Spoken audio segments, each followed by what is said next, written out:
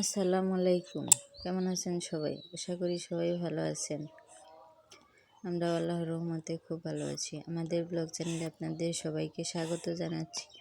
শুরু করতে যাচ্ছি আর একটা ব্লগ, আশা রাখছি আপনাদের ভালো লাগবে। আজকে বাড়িতে দই বানানো হলো, তাই আপনাদের সাথে শেয়ার করব। তো এই যে দেখুন, যতটুকু দুধ দেওয়া হয়েছে তার অর্ধেক পরিমাণ পানি দেওয়া হয়েছে। পানি দিয়ে জাল করা হইতেছে। দুধ যত জাল করা হবে দইও তত ভালো হবে।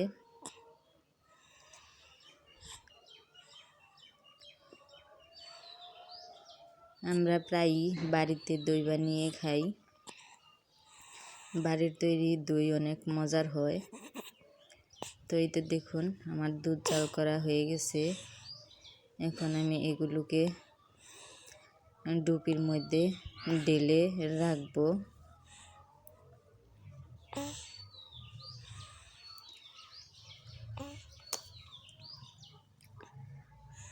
ঢেলে খড় দিয়ে তারপর উপরে কম্বল চাপা দিয়ে রেখে দিব রাত্রিবেলা।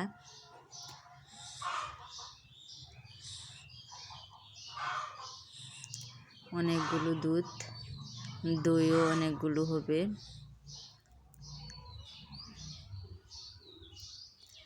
তো এই যে দেখুন, সকালবেলা উঠে দেখি দইগুলো কত সুন্দর হয়েছে।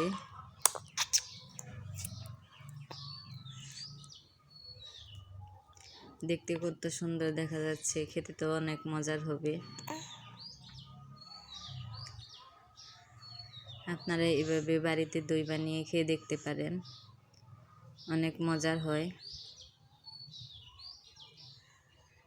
বাজারে তৈরি দইয়ের থেকে বাড়িতে তৈরি দই অনেক ভালো হয়।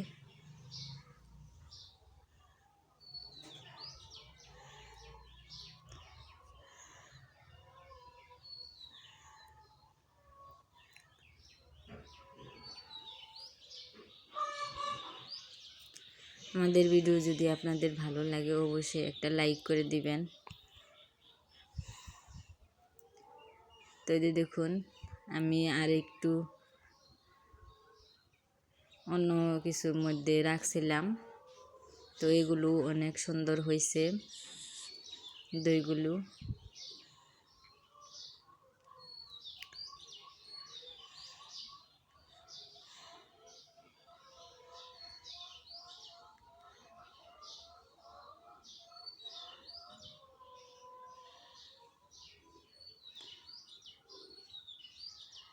দেখেন, নাড়াচাড়া দিলেও এদিক সেদিক যায় না, একদম জমে সুন্দর হয়ে রয়েছে।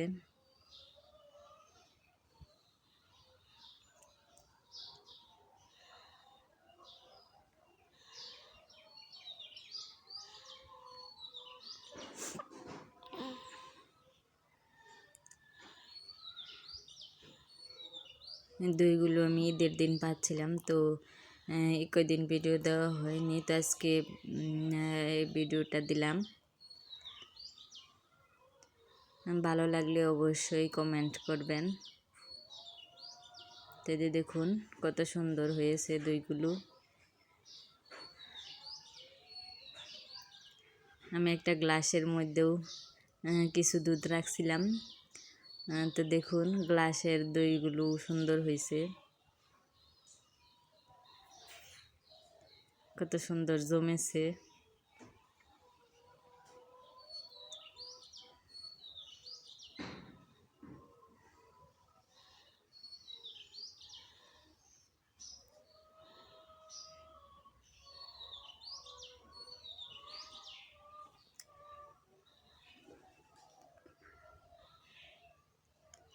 এখানে আমি একটু দই তুলে বাটিতে নিতেছি খাওয়ার জন্য।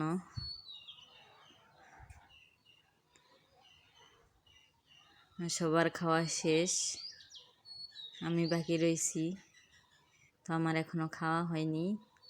তো ভাবলাম আমি একটু দই খাই।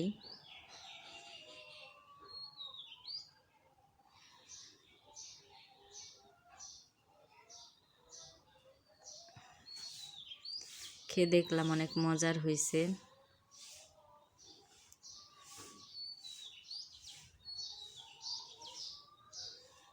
বাজারে তৈরি দইয়ের থেকে বাড়িতে তৈরি দই আসলেই খেতে অনেক মজার হয়।